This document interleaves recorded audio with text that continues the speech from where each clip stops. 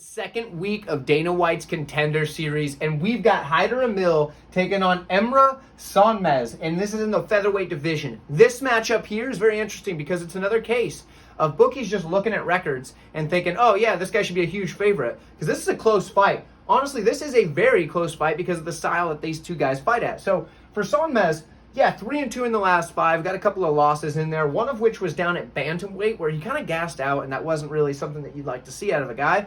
But for Hyder Amil, 7-0 on the career. Fantastic looking so far. Obviously 5-0 in the last 5. Now, let's start with the Sonmez side, because he's on this side of the board, and that's just what I tend to do.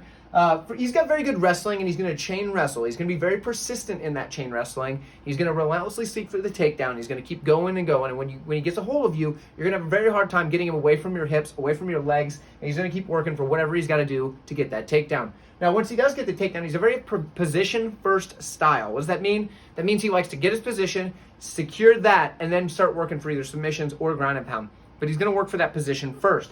Once he gets there, he's going to start looking for those ground and pound opportunities, looking for the submission opportunities. But should your fighter try to get back up on him, so what happens is he's going to try to push you down, hold you down, right? But if you're going to get to the cage to start working your way back up, he's going to time his knees. So that way, as soon as you let your hand off there, he's throwing that knee to your head. And he's done it quite a few times on the regional scene where he's been able to land really big shots on guys as they've been getting up from the mat with those knees. Now, I can see that being a problem here on the Contender series. Sometimes refs just get a little bit excited and they jump in when they're not sure if it's a knee to the face of a grounded opponent or not. So I could see that being a problem, but it could also be fine. You know, they probably won't disqualify him over it once they look at the tape. Now, if he does end up on the bottom, he's very good at reversing the position. We've seen it quite a few times, where if he ends up on his back, he'll roll the opponent off, end up on top, and then regain that position pretty quickly. So in the grappling department here, I think he's got a very big edge, because although Amil's not a bad grappler,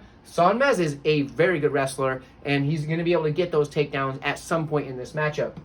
In the striking, however, it's a different story. He's got decent striking. He's got pretty good kicks. The body kick is particularly his best weapon. The problem is he doesn't have much outside of those kicks, because well, not that I've seen anyway, because all he wants to do is wrestle, and that's what he wants to do most of the fight as often as he can.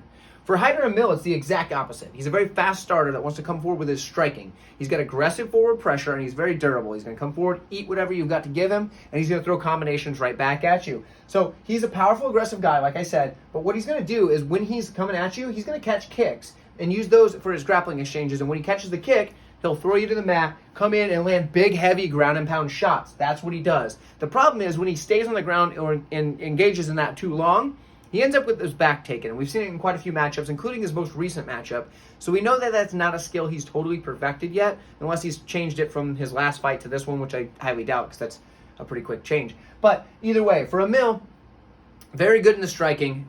Grappling, he's not as good. When he ends up on top, like I said, he lands some heavy ground and pound, but he does get his back taken quite a bit. We've seen it in like 3 of his fights, I want to say, maybe 4.